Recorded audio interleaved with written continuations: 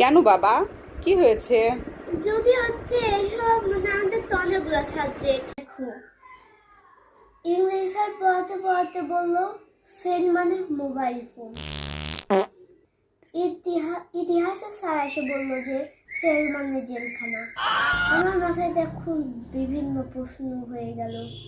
কিছুক্ষণ পরে biology sir এসে বললো যে সেল মানে বলে সূর্য। টিফিনের পরে ইকোনমিক্সের স্যার এসে বলে সেল মানে বিক্রি করা। ফিজিক্সের স্যার ছুটি হওয়ার আগে এসে বলল সেল মানে ব্যাটারি। সেই স্কুলে এই একটা শব্দ নিয়ে যেই কনফিউশন, সেই স্কুলে আমি পড়তে পারবো না। এই কথা। তাছাড়া তো আর কোনো নেই।